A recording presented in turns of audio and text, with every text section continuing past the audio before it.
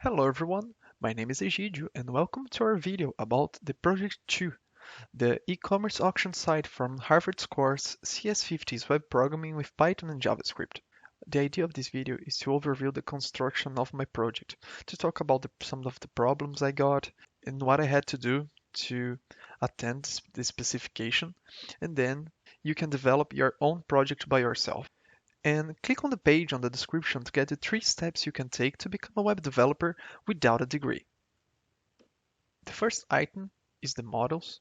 We need to create some models, some tables to storage our data, and we need to work with the user model, the listings, the bids, and the comments. Well, I've created these ones. In addition, I created the category model to group those listings, and also the picture model. I created this model because I think it's easier for the user to drag and drop the file instead of picking the URL and putting in a form. And I think it's a better experience for the user. When you have a model and you create this definition of string, this method is used in the Django admin interface. So for example, if I go to the categories, you can see here the name of the category because I've set in the method to show only this field. So I have the listing model with a lot of information, but when I open the admin interface, I'll see just the name and the price. So you can see here the name, the title, right, and the starting bid, the first price.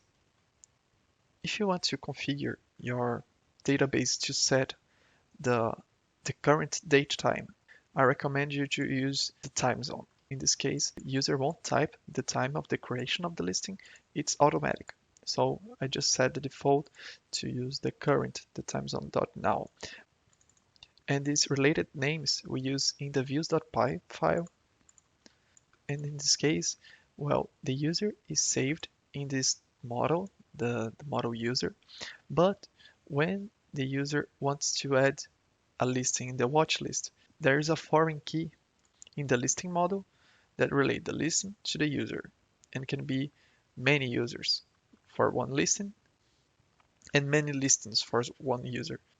So when I have one user from this model related to a certain number of listings, I can just call these watched listings that it will bring all the listings that a specific user is watching.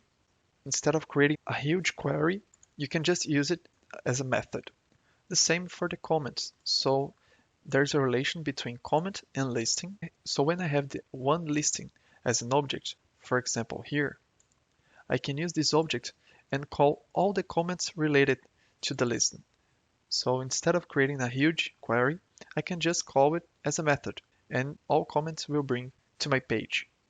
The page to create a new listing is basically a form where you can send information and also the pictures related to the listing.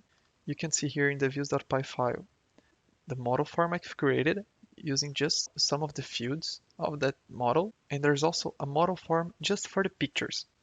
If you want to use just URL, well, it'll be easier than this construction because in this case I had to send two forms, one form for the listing and one form with the pictures separately. So I need to create the listing first because I can only save the picture when I can relate it with a listing in the database. They can't be created at the same time. So first the listing and then to create the relation in the database, we can now save the pictures. And one problem that I had in this method is the end. Well, I just wanted to create the listing and save the pictures, and that's it. I didn't want to render a new page. It was just a function. But the error that I got, it was this one, that the view didn't return an HTTP response. Well, it doesn't matter the method you're using.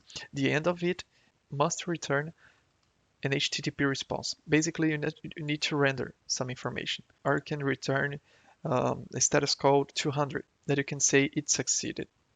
The active listings page. Here it is. This is the page. In the views file, the method brings all the lists, all the categories, and the first picture related to the listing. I've used the index.html file to render this information. This method doesn't use this login required because any user can see these listings.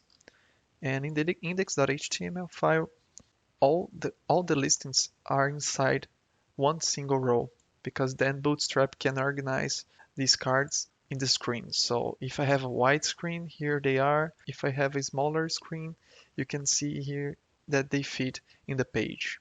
Each listing is inside a card, a Bootstrap card. So I put all the information inside of it, and you can see here that there's a listing that there's no picture. It's optional to send pictures. And I've used the Django template language